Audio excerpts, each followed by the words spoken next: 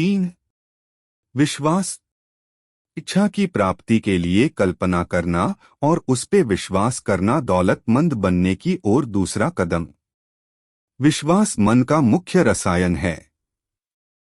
जब विचारों की आवृत्ति विश्वास के साथ जुड़ती है तो अंतर्मन उन विचारों की आवृत्ति को आध्यात्मिक शक्ति के रूप में असीम शक्ति के पास भेज देता है, जो उसे वास्तविक रूप में आकार दे सके।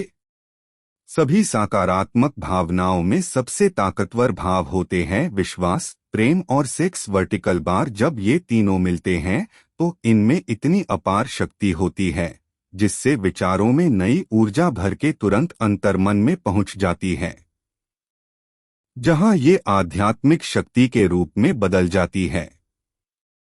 आध्यात्मिक शक्ति वह माध्यम है जो असीम शक्ति से वास्तविक जीवन में विचारों को साकार करने का जवाब लेकर आती है। प्रेम और विश्वास मन से संबंधित है, जो अधिकतर अध्यात्म पक्ष से जुड़े हुए हैं, जबकि सेक्स पूरी तरह जीव विज्ञान से संबंधित है। यह सिर्फ शरीर से जुड़ा हुआ पक्ष है। इन तीनों भावनाओं का मिश्रण नियत, विचारणीय मन और असीम शक्ति के बीच संवाद का सीधा रास्ता बनाता है। विश्वास कैसे विकसित किया जाए? विश्वास एक ऐसी मनःस्थिति है जिसे आत्मसुझाव सिद्धांत द्वारा अंतर्मन में बार बार सुझाव देने से विकसित किया जा सकता है। विश्वास ऐसी योग्यता है जो इच्छा के संवेग धन को भौतिक रूप में साकार कर सकता है। जो अगले अध्याय आत्मसुझाव और अध्याय अंतर्मन में अनुदेश बताए गए हैं, उन्हें पढ़कर आपको पता चलेगा कि आप जो चाहते हैं उसके बारे में अगर अंतर्मन को विश्वास दिला दे तो उसे वह जरूर मिलता है। आपके लक्ष्य प्राप्ति के लिए अंतर्मन आपके विश्वास के आधार पर काम करेगा। अगर किसी व्यक्ति के पास विश्वास का नामो निशान ही नहीं है तो उसे यह बताना बहुत मुश्किल है कि किस तरह विश्वास विकसित किया जा सकता है। यह ठीक उतना ही मुश्किल है जितना किसी अंधे व्यक्ति को लाल रंग के बारे में बताना। विश्वास एक मनःस्थिति है जिसका विकास किताब में दिए गए इन 13 सिद्धांतों पर महारत हासिल करने के बाद किया जा सकता है।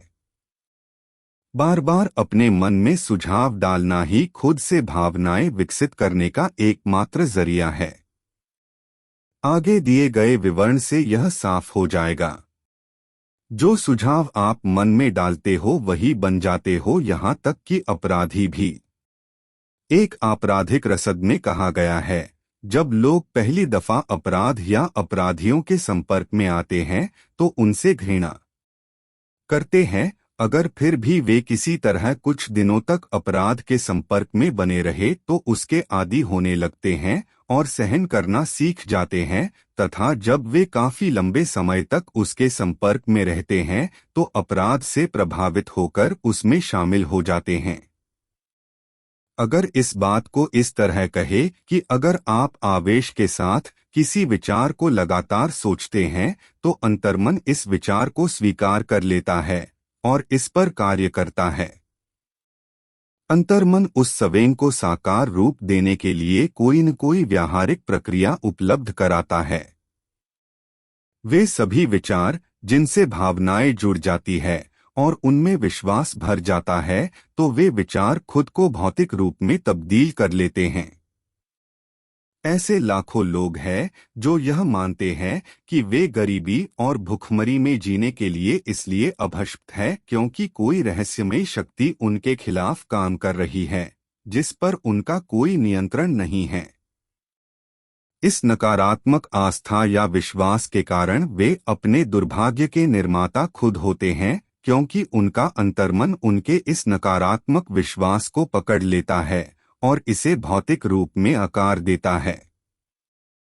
एक बार फिर यह बताना उचित होगा कि यदि आप अपनी इच्छा को हकीकत में बदलना चाहते हैं तो आप उसे अपने अंतर्मन तक पहुंचा दीजिए, परंतु इसके लिए यह जरूरी है कि आपकी चाहत मजबूत और आशावादी हो। अगर ऐसा है तो आप उसे भौतिक रूप में बदल सकते हैं। आपका विश्वास ही वह भाव है जो आपके अंतर्मन की क्रिया निर्धारित करता है। आत्मसुझाव के द्वारा अपने अंतर्मन को धोखा देने से आपको कोई नहीं रोक रहा है, जिस तरह से मैंने अपने पुत्र के अंतर्मन को धोखा दिया था। इस धोखे को यथार्थवादी बनाने के लिए इस तरह व्यवहार करें जैसे आपके पास पहले से ही वह भौतिक वस्तु मौजूद हो जिसकी आप इच्छा कर रहे हैं।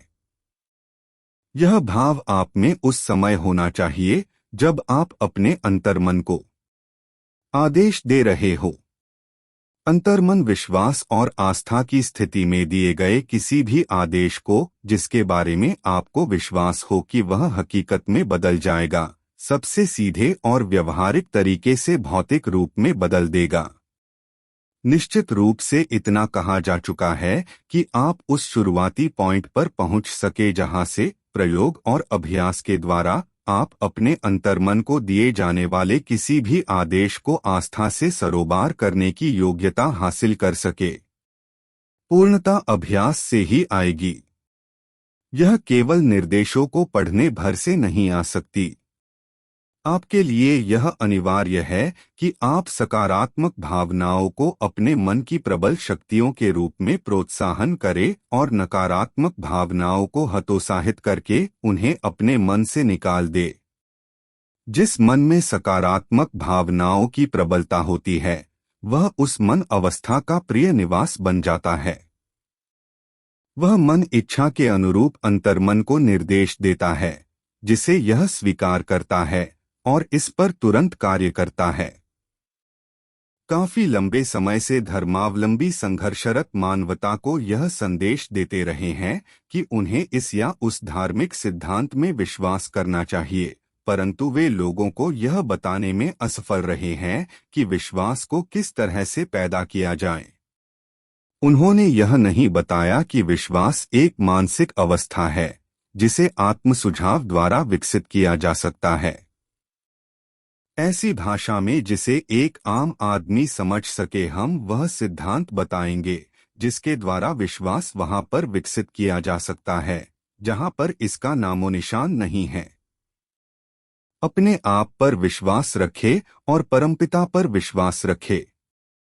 इसके पहले कि हम शुरू करें, आपको एक बार फिर यह याद दिलाना जरूरी है। विश्वास ही वह शक्ति है जो विचार के आवेग को जीवन, शक्ति और क्रियाशीलता प्रदान करता है।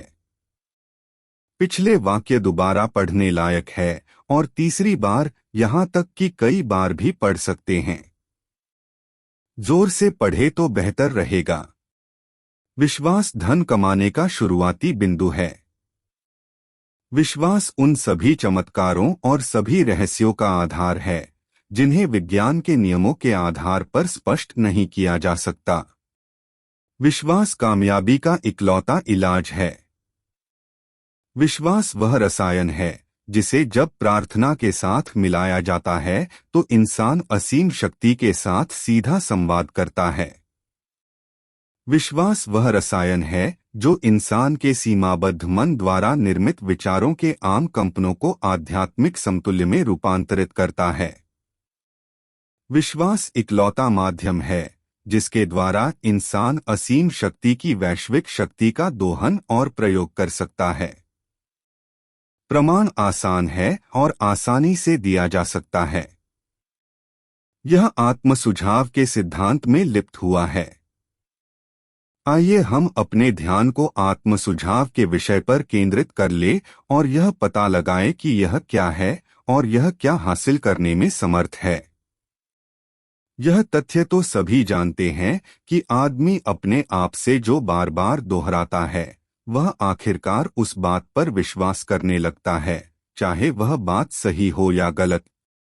अगर कोई आदमी बार किसी झूठ को दोहराता रहे तो अंततः वह उस झूठ को सच के रूप में स्वीकार कर लेगा। यही नहीं, वह विश्वास करने लगेगा कि यही सच है। इंसान वही बन जाता है जिस तरह के विचारों को वह अपने मन में राज करने देता है। जिन विचारों को इंसान अपने मन में जगह देता है जिन्हें वह सहानुभूति के साथ प्रोत्साहित करता है और जिन्हें वह अपनी भावना के साथ संबद्ध करता है, वे प्रेरक शक्तियां बन जाते हैं जो उसकी हर गतिविधि, हर कार्य और हर कर्म को नियंत्रित और निर्देशित करती है। आइए अब एक बहुत ही महत्वपूर्ण सच्चा वक्तव्य। जब विचार भावनाओं के साथ संयोजित हो जाते हैं तो वे एक मैग्नेटिक पावर बन जाते हैं जो अपने सामान या अपने से जुड़े दूसरे विचारों को आमंत्रित करते हैं। भावना साथ जुड़ जाने पर इस तरह से चुंबकीय हो गए विचार की तुलना हम उस बीज से कर सकते हैं जिसे उपजाऊ जमीन में बोए जाने पर वह अंकुरित होता है, उगता है और कई गुना हो जाता है, जब तक कि यह छोटा सा एक बीज अपने ही जैसा लाखों अनगिनत बीज नहीं बना जाता। मानवीय मन ऐसे कंपनों को लगातार आकर्षित करता है जो मन में रह रहे विचारों के अनुरूप हो। इंसान के मन में प्रबलता में मौजूद कोई भी विचार, योजना या लक्ष्य अपने रिश्तेदारों को आमंत्रित और आकर्षित करता है और इन रिश्तेदारों से जुड़ने के बाद वह अधिक शक्तिशाली बन जाता है और उसकी शक्ति तब तक बढ़ती रहती है जब तक कि वह उस व्यक्ति का प्रबल मालिक नहीं बन जाता जिसके मन में वह निवास करता है। अब हम शुरुआती बिंदु पर फिर से चले और यह जाने कि किस तरह किसी विचार, योजना या लक्ष्य का मूल बीज मन में बोया जा सकता है। यह जानकारी आसानी से दी जा सकती है। किसी भी विचार, योजना या लक्ष्य को बार बार दोहराए जाने पर इसे मन में रखा जा सकता है। इसलिए आपसे यह कहा गया है कि आप अपने प्रमुख लक्ष्य को लिख ले, इसे याद कर ले और इसे जोर से हर दिन पढ़े जब तक कि यह ध्वनि के कंपन आपके अंतर्मन तक न पहुंच जाएं। दुर्भाग्यशाली माहौल के प्रभावों को हटाने का संकल्प करें और अपने जीवन को सही पटरी पर ले आएं। अपनी मानसिक संपत्ति और दायित्वों का हिसाब लगाएं और आप पाएंगे कि आपकी सबसे बड़ी कमजोरी है आत्मविश्वास की कमी। आप आत्म सुझाव के सिद्धांत की मदद से इस कमी या अड़चन को ओडर कर सकते हैं और अपने संकोच को साहस में बदल सकते हैं। इस सिद्धांत का प्रयोग कुछ सकारात्मक विचारों के आसान प्रयोग द्वारा किया जा सकता है। आपको सिर्फ इतना करना है कि आप इन सकारात्मक विचारों को लिख ले, याद कर ले और बार बार पढ़े जब तक कि ये आपके अंतर्मन के सक्रिय उपकरण का हिस्सा न बन जाए। आत्मविश्वास का फार्मूला। पहला, मैं जानता हूं कि मुझ में जीवन के निश्चित लक्ष्य को हासिल करने की योग्यता है और इसलिए मैं खुद से यह अपेक्षा रखता हूं कि मैं इसे हासिल करने के लिए निरंतर लगन से कार्य कर और मैं यहाँ पर अभी वादा करता हूं कि मैं इसी तरह से कार्य करूंगा। दूसरा, मुझे एहसास है कि मेरे मन के प्रबल विचार अंततः अपने आप को बाहरी भौतिक कार्यों में बदल लेंगे और धीरे धीरे अपने आप को भौतिक रूप में रूपांतरित कर लेंगे। इसलिए मैं अपने विचारों को हर दिन 30 मिनट तक इस बात पर एकाग्र करूंगा कि मैं की तरह इंसान बनने के बारे में सोच रहा हूं ताकि मेरे मन में इसकी एक स्पष्ट तस्वीर रहे।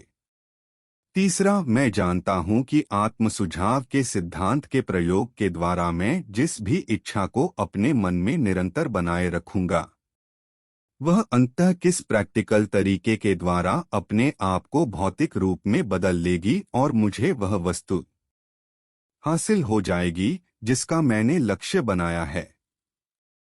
इसलिए मैं हर दिन 10 मिनट इस काम में दूंगा कि मैं आत्मविश्वास का विकास करूं।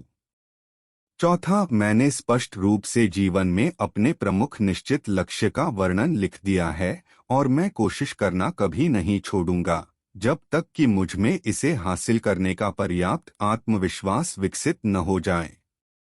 पांचवा, मुझे पूरी तरह एहसास है कि कोई भी संपत्ति या पद तब तक लंबे समय तक नहीं बना रह सकता जब तक कि यह सत्य और न्याय पर आधारित न हो। इसलिए मैं किसी भी ऐसी गतिविधि में संलग्न नहीं होऊंगा जिससे इससे प्रभावित होने वाले सभी लोगों को लाभ न हो। मैं इसी शक्तियों को अपनी तरफ आकर्षित करके सफलता पाऊंगा जिनका मैं प्रयोग करना चाहता हूं और मैं दूसरे लोगों के सहयोग के द्वारा सफलता पाऊंगा। मैं दूसरे व्यक्तियों को प्रेरित करूंगा कि वे नेहरू सेवा करें क्योंकि मैं हमेशा दूसरों की सेवा करने का इच्छुक रहूंगा। मैं सारी मानवता के प्रति प्रेम विकसित करूंगा और घृणा, ईर्ष्या, स्वार्थ और दोष देखने की आदत को अपने मन से दूर करूंगा क्योंकि मैं जानता हूं कि दूसरों के प्रति नकारात्मक नजरिया रखने से मुझे कभी सफलता नहीं मिल सकती। मैं ऐसे काम करूंगा जिससे दूसरों को मुझ पर विश्वास हो क्योंकि मैं उनमें और अपने आप में विश्वास रखूंगा। मैं इस फॉर्मूले पर अपने हस्ताक्षर करूंगा और इसे याद कर लूंगा और इसे हर दिन जोर जोर से पढ़ूंगा। ऐसा करते समय मुझे पूरा विश्वास होगा कि यह मेरे विचारों और कार्यों को धीरे धीरे प्रभावित करेगा ताकि मैं एक स्वावलंबी और सफल व्यक्ति बन सकूं। इस फॉर्मूले के पीछे प्रकृति का एक नियम है जिसे अब तक कोई आदमी स्पष्ट नहीं कर पाया है। इस नियम को आप किस नाम से पुकारते हैं यह महत्वपूर्ण नहीं है। इसके बारे में महत्वपूर्ण तथ्य यह है कि यह मानव जाति की सफलता और प्रसिद्धि के लिए काम करता है, बशर्ते इसका रचनात्मक प्रयोग किया जाए। दूसरी ओर अगर इसका विध्वंसात्मक प्रयोग किया जाए तो यह उतनी ही तत्परता से नष्ट भी कर सकता है। इस वक्तव्य में एक बहुत महत्वपूर्ण सच्चाई छुपी है, यानी जो हार जाते हैं और गरीबी, दुख और कष्ट में अपने जीवन गुजारते रहते हैं, वे ऐसा इसलिए करते हैं क्योंकि उन्होंने आत्मसुझाव के सिद्धांत का नकारात्मक प्रयोग किया है। इसका कारण यह तथ्य है कि विचार के सभी सवैंगों की यह प्रवृत्ति होती है कि वे अपने आप को अपने भौतिक रूप में रूपांतरित कर लेते हैं। अंतर्मन को इस बात से कोई फर्क नहीं पड़ता कि विचार रचनात्मक है या विध्वंसात्मक। यह उस सामग्री पर काम करता है जो हम अपने विचार सवैंगों के द्वारा इसे प्रदान करते हैं। अंतर्मन डर के द्वारा आवेशित विचार को भी उतनी ही तेजी से हकीकत में बदल देगा जितनी तेजी से यह साहस या विश्वास के द्वारा प्रेरित विचार को हकीकत में बदलेगा। बिजली का यदि रचनात्मक प्रयोग किया जाए तो यह उद्योग के पहियों को आगे बढ़ाती है और मानव जाति की सेवा करती है, परंतु नकारात्मक प्रयोग किए जाने पर यह जान भी ले सकती है। उसी तरह आत्मसुझाव का नियम आपको सुख, शांति और समृद्धि दे सकता है या फिर यह आपको दुख, असफलता और मृत्यु की घाटी में फेंक सकता है, जो इस बात पर निर्भर करता है कि आप इसे किस हद तक समझते हैं या लागू करते हैं। अगर आप अपने मन में डर, शंका और अविश्वास भर लेते हैं, अगर आप यह मानते हैं कि आप में असीम शक्तियों के साथ जुड़ने और उनका प्रयोग करने की सामर्थ्य नहीं है, तो आत्मसुझाव का नियम इस अविश्वास के भाव को लेगा और इसे उस सांचे में ढाल लेगा जिसके द्वारा आपका अंतर्मन इसे इसके भौतिक रूप में बदल लेगा। उस हवा की तरह जो एक जहाज को पूर्व दिशा में ले जाती है और दूसरे को पश्चिम दिशा में, आत्मसुझाव का नियम आपको ऊपर उठा सकता है या नीचे गिरा सकता, जो इस बात पर निर्भर करता है कि आपने अपने विचार की पाल को किस तरह से बांधा है।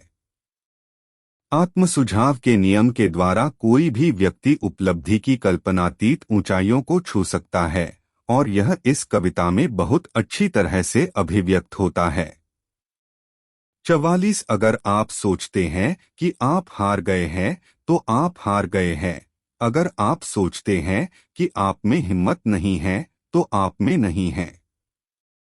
अगर आप जीतना चाहते हैं लेकिन सोचते हैं कि आप जीत नहीं सकते तो यह लगभग तय है कि आप नहीं जीत पाएंगे।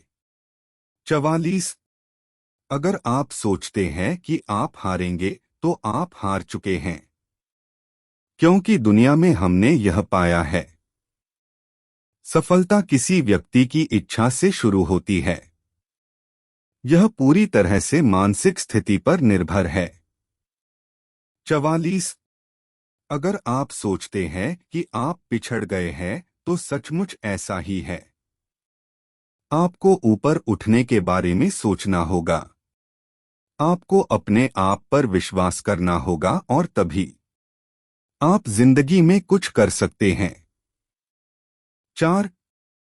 जीवन के युद्ध में हमेशा वही नहीं जीतता जो सबसे ताकतवर या तेज होता है, बल्कि तुरंत या देरी से जीतता वही है जो सोचता है कि वह जीत सकता है। उन शब्दों पर ध्यान दीजिए जिन पर जोर दिया गया है और आप उस गहन अर्थ को समझ लेंगे जो कवि के मन में था।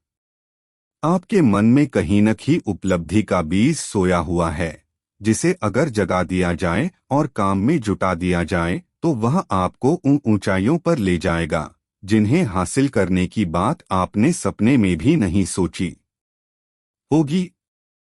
जिस तरह महान संगीतकार वायलिन के तारों से संगीत का सुंदर लहरियां छेड़ सकता है, उसी तरह आप भी अपनी प्रतिभा को जगा सकते हैं जो आपके मन में कहीं दबी पड़ी है। इसके माध्यम से आप अपने आप को ऊपर की तरफ ले जा सकते हैं और जिस लक्ष्य को प्राप्त करना चाहे उस लक्ष्य को प्राप्त कर सकते हैं। 40 साल की उम्र तक अब्राहम लिंकन ने जिस काम में हाथ डाला वे उसमें असफल रहे। वे किसी गुमनाम जगह से आए हुए गुमनाम आदमी थे जब तक कि उनके जीवन में एक महान अनुभव नहीं आया और उस अनुभव के उनके दिलो-दिमाग में सोई हुई उनकी प्रतिभा को नहीं जगाया। तब जाकर वे दुनिया के सचमुच महान लोगों में से एक बन सके। यह अनुभव दुहक और प्रेम के भावों से जुड़ा हुआ था। यह अनुभव एन रूटलेज के माध्यम से आया, जो इकलौती महिला थी जिसे लिंकन ने प्रेम किया था। यह एक सुपरिचित तथ्य है कि प्रेम का भाव विश्वास की मानसिक अवस्था से बहुत करीबी रूप से जुड़ा हुआ है। इसका कारण यह है कि प्रेम हमारे विचार संवेगों को उनके आध्यात्मिक रूप में बदलने के सबसे करीब होता है। अपने शोध के दौरान लेखक ने पाया कि सैकड़ों सफल लोगों की जीवनियों और उपलब्धियों के विश्लेषण से यह पता चलता है कि उनमें से लगभग सभी की सफलता के पीछे किसी न किसी महिला के पराम का प्रभाव स्पष्ट रूप से था। अगर आप विश्वास की शक्ति का प्रमाण चाहते हैं तो आप उन पुरुषों और महिलाओं के उपलब्धियों का अध्ययन कीजिए जिन्होंने इसका प्रयोग किया है। सूची में सबसे ऊपर नजारेन का नाम आता है। ईसाई धर्म का आधार है आस्था, चाहे कितने ही लोगों ने इस महान शक्ति के अर्थ को गलत ढंग से विश्लेषित किया है और तोड़ा मरोड़ा है। ईसा मसीह की शिक्षा और उपलब्धियों का सार, जिसे चमत्कार के रूप में विश्लेषित किया जा सकता है, विश्वास या आस्था ही है। अगर चमत्कार जैसी कोई चीज होती है तो यह केवल उस मानसिक अवस्था के द्वारा हो सकती है जिसे विश्वास कहा जा सकता है। आइए अब हम उस आदमी के जीवन में विश्वास की शक्ति देखें जिसे पूरी मानव सभ्यता बहुत अच्छी तरह से जानती है।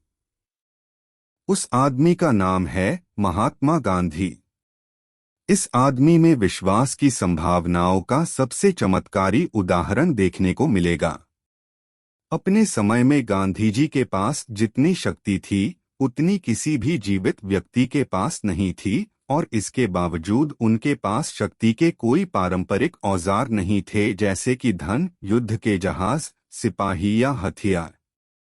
गांधी जी के पास पैसा नहीं था, घर नहीं था, उनके पास एक सूट भी नहीं था, परंतु उनके पास शक्ति थी। उनके पास यह शक्ति कैसे आई? उन्होंने इसे विश्वास के सिद्धांत की समझ के द्वारा विकसित किया और उनमें यह योग्यता थी कि वे अपनी आस्था को 20 करोड़ लोगों के दिमाग में बो सके। गांधी जी ने 20 करोड़ मन को एक दिमाग की तरह एक साथ जुड़ने और एक साथ चलने के लिए प्रेरित किया, जो एक महान कार्य था। विश्वास के सिवाय और कौन-सी शक्ति इतना कर सकती थी?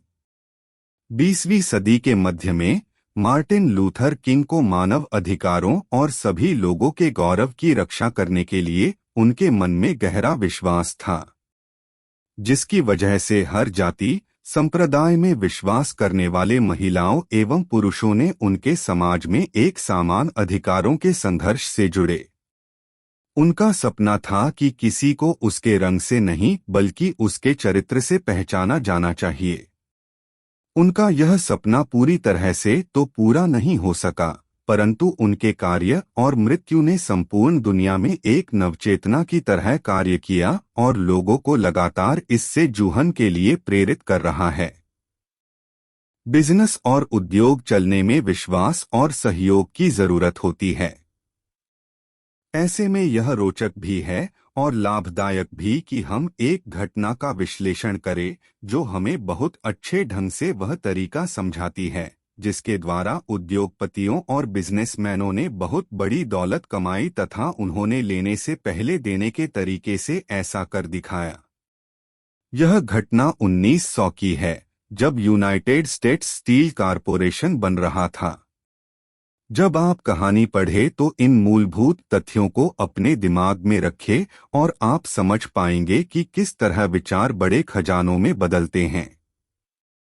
अगर आप उन लोगों में से हैं जो अक्सर आश्चर्य करते हैं कि किस तरह ढेर सारी दौलत कमाई जाती है, तो यूनाइटेड स्टेट्स स्टील कॉरपोरेशन के निर्माण की यह कहानी आपको काफी कुछ सिखा देगी। अगर आपको इस बारे में जरा सी भी शंका है कि इंसान विचारों के माध्यम से या सोचकर अमीर बन सकते हैं, तो यह कहानी आपके मन से शंका को भगा देगी, क्योंकि आप यूनाइटेड स्टेट्स स्टील की कहानी में इस पुस्तक में बताए गए सिद्धांतों का प्रयोग पाएंगे। उस बिलियन डॉलर के भाषण के काफी दिन बाद 12 दिसंबर 1900 की शाम को देश के लगभग 80 अमीर दिग्गज फिफ्थ एवेन्यू के यूनिवर्सिटी क्लब के समारोह हॉल में इकट्ठे हुए।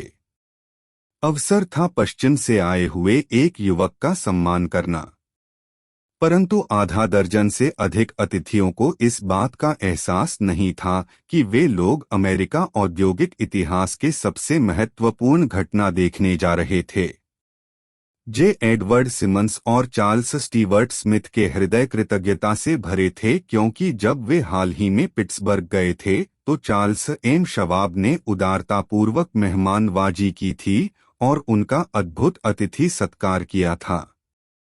सिमंस और स्मिथ ने 48 साल के शवाब से पूर्वी बैंकिंग सोसाइटी का अपरिचय करवाने के लिए इस डिनर का आयोजन किया था, परंतु उन्हें आशा नहीं थी कि वे इस समारोह में हंगामा खड़ा कर देंगे। उन्होंने उन्हें यह चेतावनी दी थी कि न्यूयॉर्क के लोग भाषण की कला को पसंद नहीं करेंगे और उनसे प्रभावित नहीं होंगे, तथा यदि वे स्टीलमैन, हरीमे और वोल्डरबिट जैसे श्रोताओं को बोर नहीं करना चाहते तो बेहतर होगा कि वे अपने भाषण को 15 या 20 मिनट तक सीमित रखें और फिर अपनी बात खत्म कर दे। जॉन पियरपोंट मॉर्गन अपने उच्च पद के कारण श्वाब की दाईं तरफ बैठे हुए थे। वे भी इस समारोह में सिर्फ कुछ देर तक ही ठहरने वाले थे और जहां तक प्रेस और जनता का सवाल था, पूरा मामला इतना महत्वहीन था कि अगले दिन इस समारोह का जिक्र किसी भी अखबार में नहीं छपा। दोनों मेजबानों और प्रख्यात अतिथियों ने अच्छी तरह से डिनर किया। बीच में बहुत काम चर्चा हुई और जितनी हुई वह भी तनाव के माहौल में हुई। बहुत काम बैंकर और ब्रोकर शवाब से मिले थे, जिसका करियर मनोगहला के किनारे पर परवान चढ़ा था और उसे कोई भी अतिथि ठीक से नहीं जानता था। परंतु शाम खत्म होने से पहले उन सभी और मनी मास्टर मॉर्गन के पैरों टेल जमीन खिसक गई और बिलियन डॉलर के यूनाइटेड स्टेट्स स्टील कॉरपोरेशन का बीज बोया गया।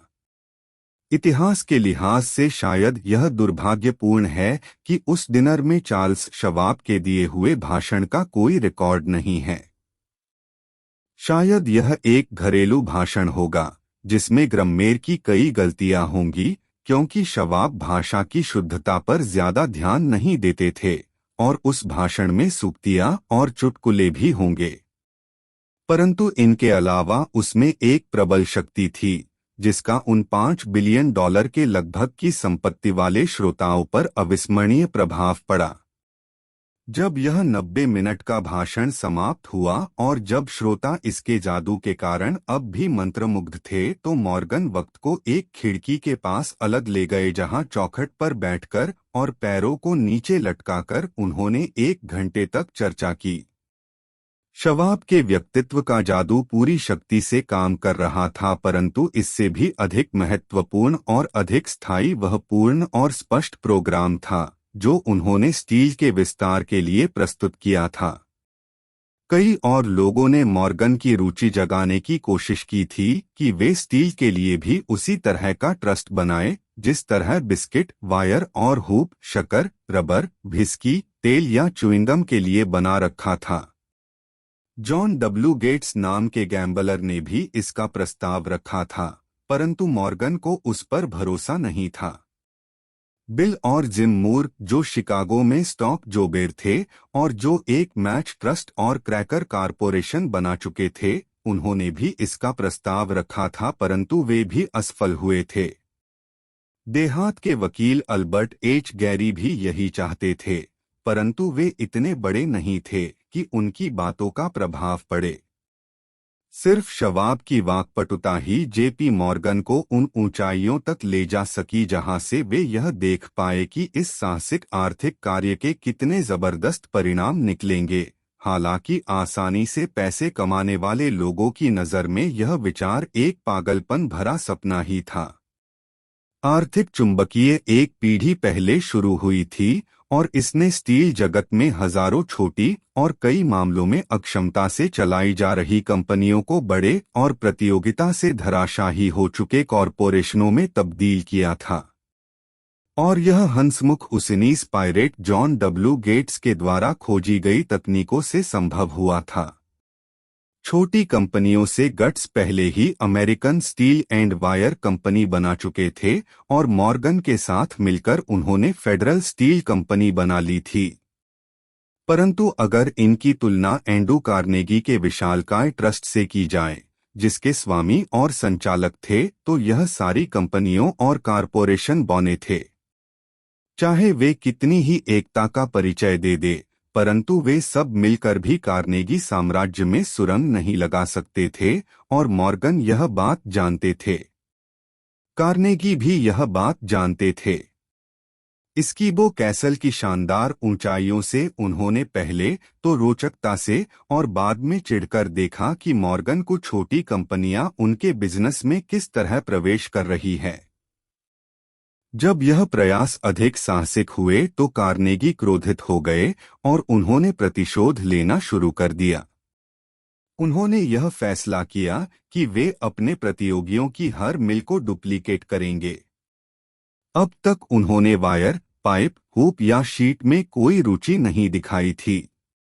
इसके बजाय वे इतने में ही संतुष्ट थे और उन्हें इस अपने मनचाहे आकार में ढलने देते थे।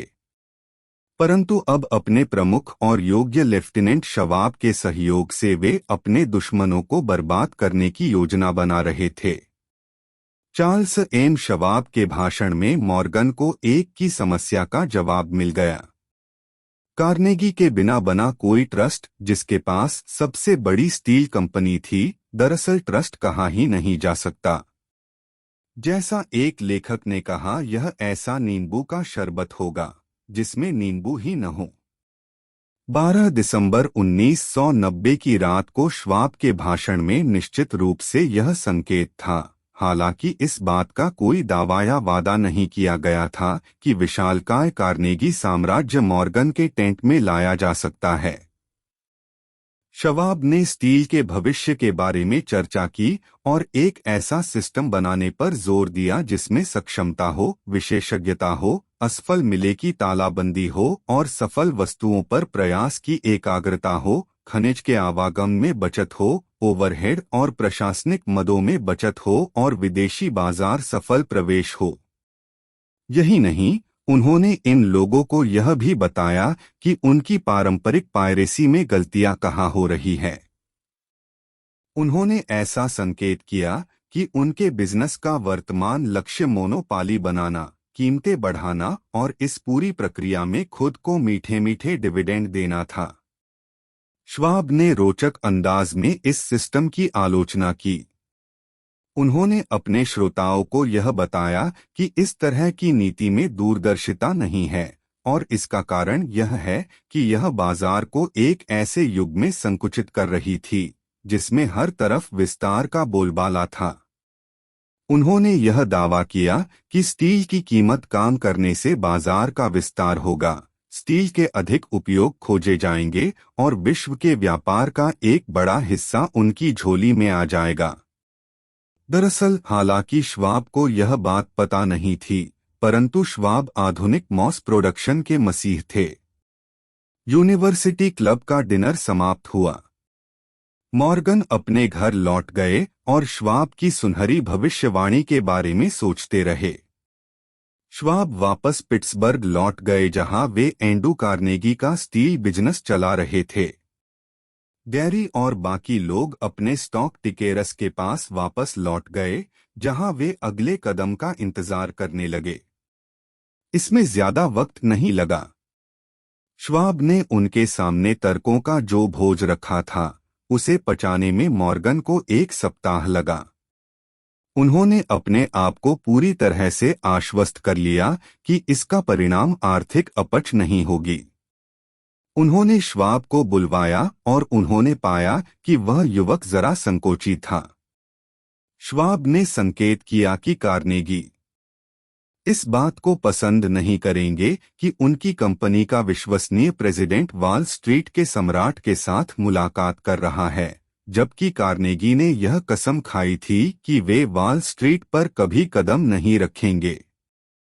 फिर जॉन डब्ल्यू गेट्स नाम के बिचौलिए ने यह सुझाव दिया कि अगर श्वाब फिलाडेल्फिया में बेलेव्यू होटल में जा रहे तो जेपी मॉर्गन भी उसी समय उस होटल में रहेंगे।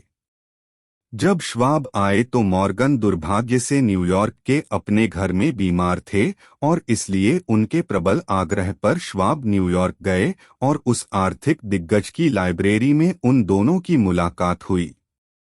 कुछ आर्थिक इतिहासकारों की माने तो इस नाटक की शुरुआत से लेकर अंत तक मंच के निर्देशक एंड्रू कार्नेगी थे। वे यह मानते हैं कि श्वाब के डिनर से लेकर उनका प्रसिद्ध भाषण, श्वाब और मॉर्गन की रविवार रात मुलाकात तक की सारी घटनाएं चतुर स्कॉट कार्नेगी के दिमाग की उपज थी। परंतु सच्चाई इससे ठीक अलग थी। जब श्वाब को इस सौदे को अंतिम रूप देने के लिए बुलाया गया तो वे यह भी नहीं जानते थे कि लिटिल बॉस एंड्रू कार्नेगी इसे मानेंगे भी या नहीं। वे बेचने के प्रस्ताव के बारे में सोचेंगे भी या नहीं, खासकर उन लोगों को जिनसे वे बुरी तरह चिढ़ते थे। परंतु श्वाब उस मुलाकात में अपने साथ अपनी ही लिखाई में कॉपर प्लेट के आंकड़ों की 6 शीट लेकर गए, जिनमें यह लिखा हुआ था कि इस नए ट्रस्ट की हर स्टील कंपनी का आर्थिक मूल्य और उसकी संभावित आर्थिक कमाई की क्षमता क्या थी। 4 लोग उन आंकड़ों का विश्लेषण करते हुए पूरी रात बैठे रहे। जाहिर है कि इनमें सबसे प्रमुख व्यक्ति मॉर्गन थे, जिनका धन के दैवी के अधिकार में दृढ़ विश्वास था। उनके साथ उनका अभिजात्य पार्टनर रॉबर्ट बेकेन था, जो एक विद्वान और सुसंस्कृत व्यक्ति था। तीसरा था जॉन डब्ल्यू गेट्स, जिसे मॉर्गन एक गैम्बलर होने के कारण छोटा समझते थे और उसे एक औजार की तरह इस्तेमाल करते थे। चौथे खुद श्वाब थे, जो स्टील बनाने और बेचने की प्रक्रियाओं के बारे में उस समय जीवित किसी भी समूह से अधिक जानते थे। पूरी चर्चा में पिट्सबर्ग के इस आदमी के आंकड़ों के बारे में कोई सवाल नहीं किया गया। अगर उन्होंने कह दिया कि किसी कंपनी का मूल्य इतना था तो उस कंपनी का मूल्य उतना ही था, न उससे अधिक न उससे कम। उन्होंने इस बात पर जोर दिया कि इस ट्रस्ट में केवल वही कंपनियां रहे जिनका नाम उन्होंने लिखा था। उन्होंने एक ऐसे कारपोरेशन की रचना की थी जिसमें कोई डुप्लीकेशन नहीं होगा और उन मित्रों के लालच की संतुष्टि भी नहीं होगी जो अपनी कंपनियों के बोझ को मॉर्गन के विशाल कंधों पर उतारना चाहते होंगे। जब सुबह हुई तो मॉर्गन उठे और उन्होंने अपनी कमर सीधी की। केवल एक ही सवाल रह गया था। क्या आपको लगता है कि आप एंड्रू कार्नेगी को बेचने के लिए राजी कर सकते हैं? उन्होंने पूछा। 4 4 श्वाब ने उत्तर दिया, मैं कोशिश करूंगा। अगर आप उन्हें बेचने के लिए राजी कर ले तो मैं खरीद लूंगा, मॉर्गन ने जवाब दिया। श्वाब ने उत्तर दिया, मैं कोशिश करूंगा। अगर आप उन्हें बेचने के लिए राजी कर ले तो मैं खरीद लूंगा, मॉर्गन ने जवाब दिया। यहां तक सब कुछ ठीक था, परंतु क्या कार्नेगी बेचेंगे? और अगर बेचेंगे तो वे बदले में कितनी रकम मांगेंगे? श्वाब का अनुमान था लगभग 320,000,000 डॉलर, और वे यह रकम किस रूप में चाहेंगे? कॉमन या प्रेफर्ड स्टॉक के रूप में? बांड के रूप में नकद? कोई भी $1 बिलियन का प्रतिशत नकद में नहीं दे सकता था। जनवरी में वेस्टचेस्टर में सेंट एंड्रयूज लिंक्स में एक गोल्फ गेम चल रहा था और एंड्रू ठंड से बचने के लिए स्वेटर पहने हुए थे और चार्ली लगातार बोल रहे थे ताकि कार्नेगी का हौसला बुलंद रहे ताकि बिजनेस के बारे में एक शब्द भी नहीं बोला गया जब तक कि वे दोनों कार्नेगी कॉटेज की रामदेही गर्मी में नहीं बैठ गए। फिर उसी वाकपटुता के साथ जिससे उन्होंने यूनिवर्सिटी क्लब के 80 करोड़पतियों को मंत्रमुग्ध किया था, श्वाब ने आराम से रिटायर होने के सुनहरे सपने बताए और बूढ़े आदमी की सामाजिक इच्छाओं को संतुष्ट करने के करोड़ों अरबों का जिक्र किया। कार्नेगी ने जवाब में कागज के एक टुकड़े पर एक रकम लिखकर श्वाब को थमा दी और कहा, ठीक है, हम इतने में बेच देंगे। आंकड़ा लगभग 400,000,000 डॉलर था और अगर श्वाब के द्वारा अनुमानित 320,000,000 डॉलर के आंकड़े को मूलभूत आंकड़ा माना जाए तो इसमें पिछले 2 सालों में पूंजी मूल्य में हुई वृद्धि के रूप में 80,000,000 जोड़ दिए गए थे। बाद में ट्रांसअटलांटिक लाइनर के डेक पर खड़े होकर कार्नेगी ने मॉर्गन से अफसोस से कहा, काश मैंने आपसे 100,000,000 डॉलर अधिक मांगे होते। अगर आपने मांगे होते तो आपको वह भी मिल गए होते, मॉर्गन ने खुश होकर बताया। इस बात से काफी सनसनी फैली। एक ब्रिटिश संवाददाता ने तार दिया कि विदेशी स्टील जगत इस दैत्याकार ट्रस्ट से स्तंभित है। एल के प्रेसिडेंट हैडली ने घोषणा की कि अगर देश में ट्रस्ट बनाने संबंधी नियम नहीं बनाए गए तो अगले 25 सालों में वाशिंगटन में एक सम्राट शासन करेगा। परंतु योग्य स्टॉक विशेषज्ञ ने नए स्टॉक को जनता को इतनी योग्यता से बेच कि सारा का सारा पानी, कई लोगों का अनुमान था 600,000,000 डॉलर पलक झपकते ही सोख लिया गया। कार्नेगी के पास करोड़ों डॉलर थे और मॉर्गन सिंडिकेट के पास कष्ट उठाने के एवज में 62,000,000 और गेट्स से लेकर गैरी तक सभी के पास करोड़ों डॉलर थे। 48 साल के श्वाब को भी अपना पुरस्कार मिला। वे इस नए कारपोरेशन के प्रेसिडेंट बन गए और 1930 तक इस पर नियंत्रण करते रहे। अब एक अन्य उदाहरण बताते हैं किस तरह अपने एक विचार पर विश्वास रखने मात्र से एक व्यक्ति ने अपने लिए करोड़ों डॉलर धन एकत्रित कर लिया और कई अनगिनत लोगों को दौलतमंद बनने में मदद की। सर जॉन टेम्पल्टन ऐसे ही व्यक्ति है जिन्हें धन इन्वेस्ट करने की अपनी प्रतिभा पर पूर्ण रूप से विश्वास था। टेम्पल्टन आम लोगों से धन इन्वेस्ट करने में काफी समझदार, क्योंकि अधिकतर लोग भावनाओं में बहकर अज्ञानता में या फिर कॉमन सेंस में धन इन्वेस्ट कर देते हैं। उन्हें ऐसा महसूस हुआ कि पैसा इन्वेस्ट करने की अपनी प्रतिभा से वे अपने लिए काफी धन कमा सकते हैं, पर उन छोटे इन्वेस्टर्स को मदद नहीं कर सकते जिन्हें वह मदद करना चाहते थे। अपनी इस इच्छा को पूरा करने के लिए उन्होंने म्यूचुअल फंड्स की शुरुआत की जिसमें छोटे इन्वेस्टर पैसे लगा सकते थे। यह उस समय एक बेहतरीन प्रोजेक्ट की तरह उभर कर आया क्योंकि यह उस वक्त के हिसाब से बहुत नई सोच थी। टेम्पल्टन ने उस कॉन्सेप्ट की शुरुआत की जो आज के समय में म्यूचुअल फंड्स के नाम से चल रहा है।